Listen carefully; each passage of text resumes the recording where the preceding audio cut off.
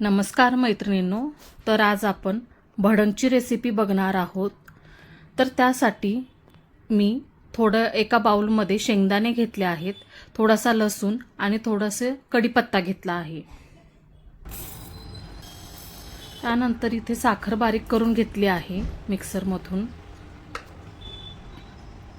इथे भडंग मसाला बनवण्यासाठी मी 2 चमचे जिरे, 1 चमचा बडीशेप, थोडासा हिंग आणि 1 चमचा चटणी टाकून मिक्सरमधून बारीक करून घेतले आहे।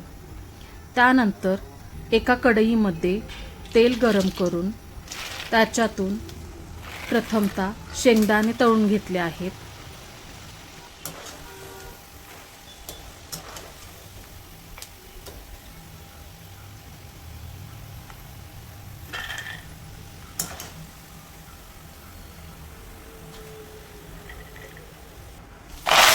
त्यानंतर कढीपत्ता तळून घेतला आहे।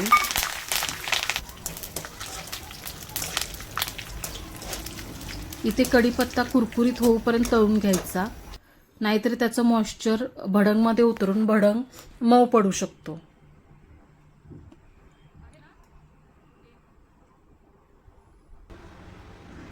त्यानंतर लसूण तळून घ्यायचा आहे। अगदी कढीपत्त्याप्रमाणे लसूण ही अगदी लाल होऊपर्यंत त्याच्यातील सर्व मॉइश्चर जे आहे ते निघून जाऊपर्यंत तळून घ्यायचं आहे।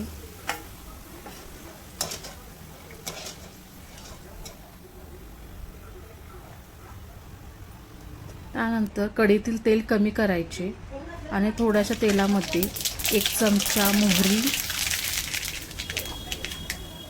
गॅस बंद करायचा, 1 चमचा जिरा,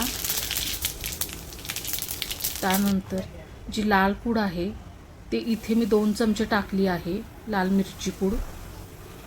त्यानंतर पाव चमचा हळद आणि 2 चमचे तयार केलेला भडंग मसाला टाकायचा आहे आणि सर्व व्यवस्थित मिक्स करून घ्यायचं आहे।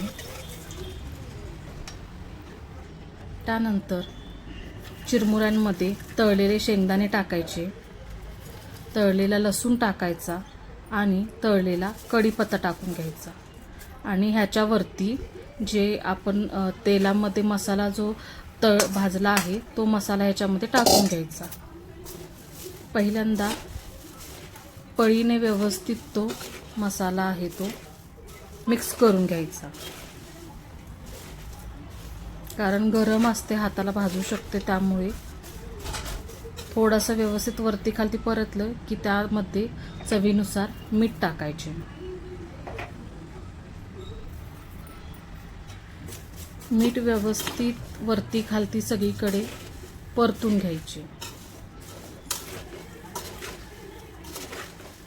मीठ सगळीकडे व्यवस्थित लागले की त्याच्यामध्ये तयार केलेली जी पिठी साखर आहे, म्हणजे मिक्सरमधून आपण जी सुरुवातीला साखर काढून घेतली आहे ती टाकायची।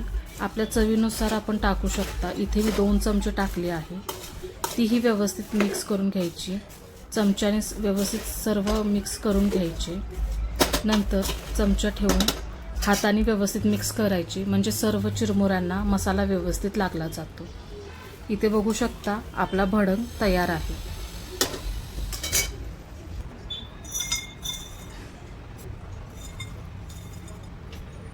तर तुम्हाला ही रेसिपी आवडली असेल तर व्हिडिओला लाईक आणि शेअर करा।